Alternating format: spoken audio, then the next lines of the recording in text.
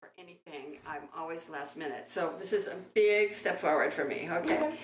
I've been here 40 years. There were three things that catapulted me into this position, which is my rent went way up the end of last year. The second was the front page of the LA Times article on Rose Avenue and how it was the new white hot section.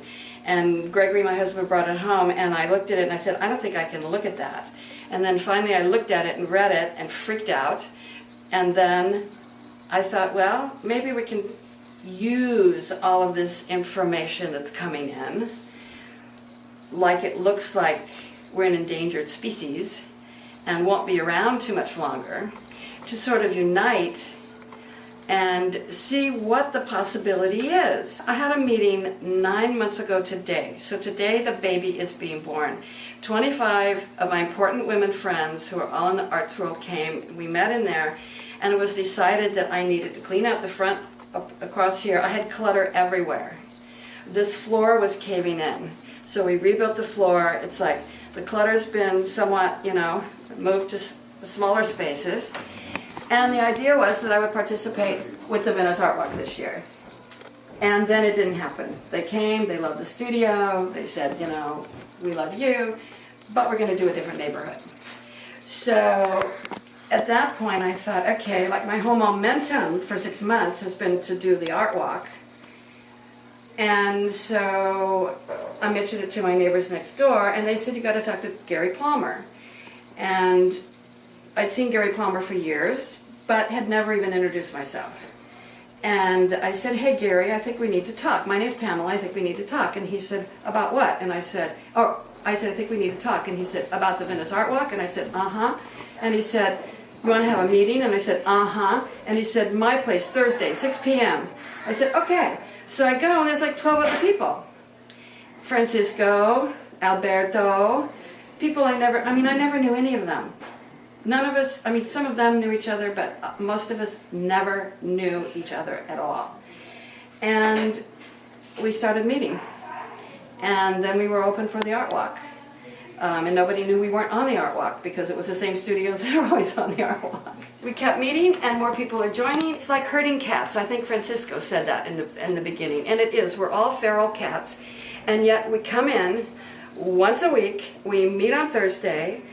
Everybody's got a name tag on today. I don't have mine on yet, but I made them. And everybody lined up like, give me my name tag, like feral cats, wanting somehow to come together. And we all know the total's greater than the sum of the parts. And it's unfolding and happening right in front of my eyes. And everything I wanted and asked for 9 months ago is all lining up and coming into place. I just followed the energy, really. I do it step by step. I love the process. And one of my favorite analogies now is you can't eat all the food you're going to eat for the rest of your life right now. There's always, you can only have lunch today, and then later you'll have dinner. So it's really like, what are we doing today? And then what are we doing tomorrow? And not being upset that we haven't eaten it all yet, that we're not where we're going yet, that we don't even know what it all looks like yet. So it's all wood. And I have a persona called the Good Witch Who Lives in the Woods. And I had a child up here. It's like I'm going to make it out of twig letters. But when I was 4, my mother would take me out in the country in Indiana to visit this woman that throughout my life I said was the good witch who lived in the country. And I've always had this Hansel and Gretel feeling where you go for a walk in the woods and you have a basket and you collect all kinds of things. And you come back and you happen to have a wood shop with a drill press and you collect beads and 40 years, it's like you collect all kinds of stuff, and now I'm stringing them all together. These little dolls, it's the first time I've ever put buttons on them, or any of my doodads. And you'll see if you walk through the other room, you'll see the story of the little dolls. So I'm turning it into a museum because some things are not for sale, because I want to tell you what it is you're looking at. It's a showroom because some things you can order. They're by commission. And that's how I've actually worked, is I've worked on commission for architects or private people. I haven't done exhibitions. I haven't developed that whole scene. I've just worked and made things, and as soon as they're made, they're gone. So what you see here is the stuff I've saved over the years, so that now I have something to show for it. And there's a Victor Hugo quote. He said something like, every man, every person deserves to know that at some point in their life, their vision and reality will intersect. That's what this is for me. 40 years of vision, 40 years of intent, 40 years of being who I am, and finding all these other people who are being who they are. And they're just as in depth as I am. They're just as committed as I am. They're me doing their own thing. But I knew the women that started the Artblock: Irma Cullen, Sheila Goldberg, Ruth Bloom, and I remember hearing, they went to a meeting, they said, what's Venice known for? Artists. What could we do? Let's go visit them. Let's have it be a fundraising thing.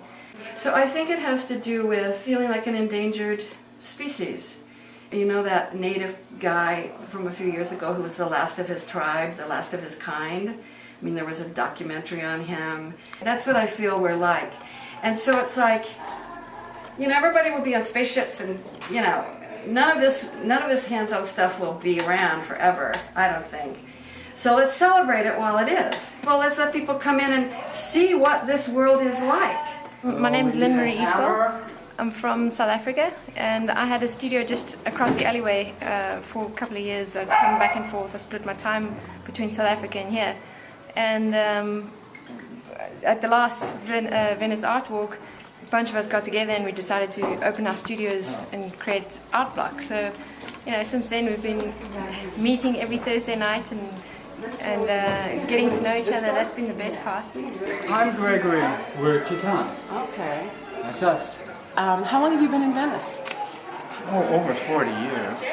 Of course, we got married in our house, but we'd been in Venice before that. When she was here, when she first moved here, 1,000 square feet, 15 cents a square foot. Now it's triple or something like that. A small fortune or a large fortune. This is my gallery, supposedly, on this side at least. And I draw here, and I have sometimes occasional classes. My workspace is over there, where I'll be drawing on my iPad, projecting it to a monitor, so that people can watch. We did that at one of the live draw events down the street with Alberto at his gallery. He has a live draw in the summer months. Once a month. So people come and they can watch artists work and eat and drink and socialize and ooh and ah.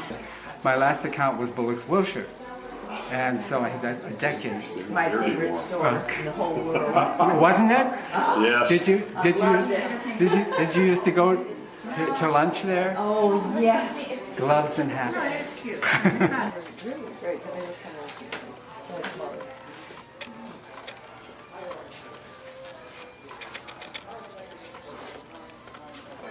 Isn't this great? This is Gregory's cards, drawings on cards. And so this is a holiday card with a tree.